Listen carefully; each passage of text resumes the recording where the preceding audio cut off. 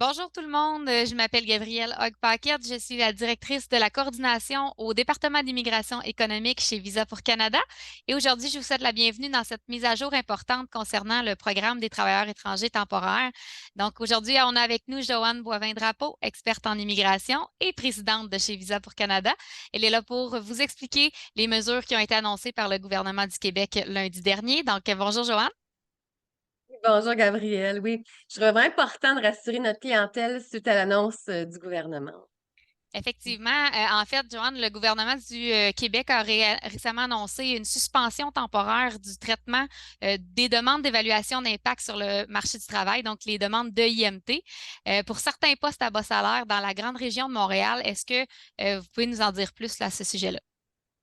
Oui, bien sûr. Donc, le 20 août 2024, le gouvernement du Canada a accepté la proposition de Québec de suspendre temporairement le traitement des nouvelles demandes de IMT pour les postes à bas salaire dans la région économique de Montréal. Donc, cette suspension sera en vigueur pendant 6 mois pour le moment, donc à partir du 3 septembre 2024 et concernera les emplois dont le salaire est inférieur 27 et 47. Cette annonce ne concerne pas les permis de travail ouverts ou les autres catégories d'immigration. Parfait. Et en fait, quels secteurs sont concernés justement par cette suspension-là? La suspension concerne principalement les postes à bas salaire, donc dans la région économique de Montréal, qui inclut les villes suivantes.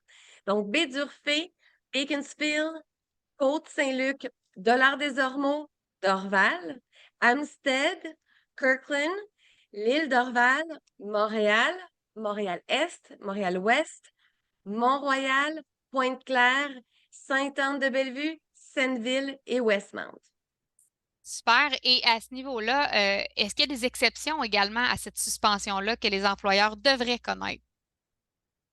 Effectivement, il y a des exceptions importantes. Donc, par exemple, les postes situés en dehors de la région économique de Montréal, les postes dont le salaire offert est égal ou supérieur au salaire horaire médian actuel au Québec, soit de 27 et 47 et les demandes de IMT qui seront soumises avant le 3 septembre 2024 ne sont pas concernées par cette suspension. Donc, de plus, certains secteurs comme l'agriculture, la construction, la transformation alimentaire, l'éducation et les services de santé et sociaux sont également exemptés. Et à ce niveau-là, comment cette mesure-là va affecter les employeurs, mais aussi les travailleurs au niveau de l'île de Montréal? Donc, les employeurs qui comptaient sur le programme des travailleurs étrangers temporaires pour combler des postes à bas salaire devront ajuster leur stratégie d'embauche. Donc, cela pourrait les pousser à devoir offrir des salaires plus compétitifs pour répondre aux exigences de ces exceptions. Et à ce moment-là, que doit faire un entrepreneur dont l'employé doit renouveler son permis de travail fermé et dont le poste à bas salaire est situé sur l'île de Montréal? Donc, compte tenu de la suspension qui a été annoncée, qu'est-ce que l'employeur doit faire?